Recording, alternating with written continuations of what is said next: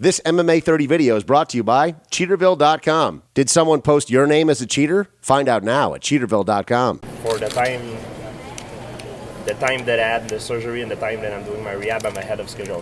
So it's I feel good, I feel better every week, and the most dangerous thing is that I feel too good, and I try to do too much.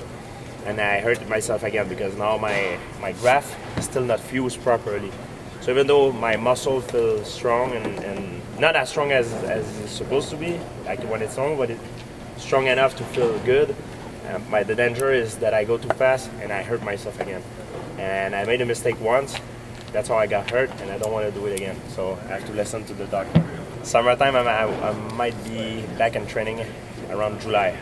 Because like I said, even though I will feel good, the danger is that I will try to come back too fast, and my graft inside, it's not fused properly. Muscle-wise, I might feel good this summer. I might feel 100%, but inside it's still not fused. The nerve and the blood vessel are still not all connected together. So that's the danger. My ACL, my ligament, it will not be completely strong as it should be. So that's why I need to take time. I know people want me to come back fast, and I want to come back very fast, but I don't want to mess it up. And there's a lot on the line. The doctor I did the surgery, he says to me, don't mess this up. My reputation is on the line, and the rehab people that I'm with, so it's like a team, and I respect them. I respect what they say, and I will listen to them until the end. People they misunderstand sometimes because I stand for something bigger than myself. What I mean by that is I want to be a role model. I know there's a lot of people looking up to me, and it's not because I'm nice to people. They take my kindness for weakness. Believe me, I have a lot of demon in my head, and people has no idea how dark I am in my head.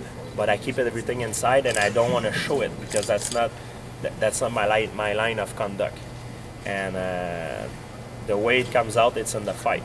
When I fight, I'm able to release it, and when I'm training, I'm able to release it.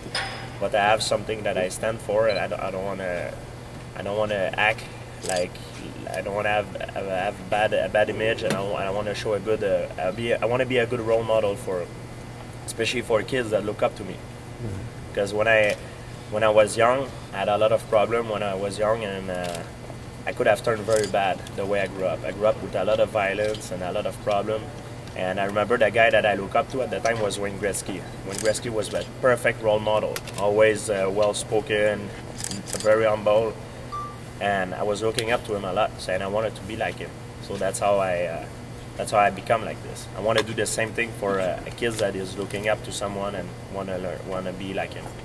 If I would go and answer back to Nick Diaz and say F word and this and that, of course I want to do it. Like, there is nobody, you know what I mean? I want to answer back. I would like, but it's not, like I said, I stand for something bigger than myself, even though I want to do it, but I have a line of conduct, and I want to respect that.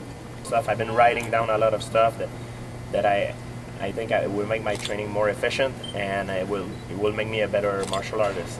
One of the main things that I've learned in this whole story is more is not always better. Smarter is better. And when I come back training, I will have a totally new mentality. And I used to say all the time, I'll sleep when I die. This is probably one of the most stupidest thing I ever said, and I realize now why, and I will never make the same mistake twice. To tell you the truth, I heard that Nick Diaz doesn't like interview, and I'm not gonna lie to you, I despise it. Like, if I could, I would have stayed home and sleep. I would have had my breakfast, do my day will go on. I would have maybe go train and do my thing in it, but I have to come here and do it. So I don't do it because I like it. You have to understand. I give the good impression. I laugh and everything because I have to do it. It's part of my job, and I try to enjoy it. And even though it's if I would prefer to be somewhere else and be free and do something else, of course. But it's part of the job, and you need to do it.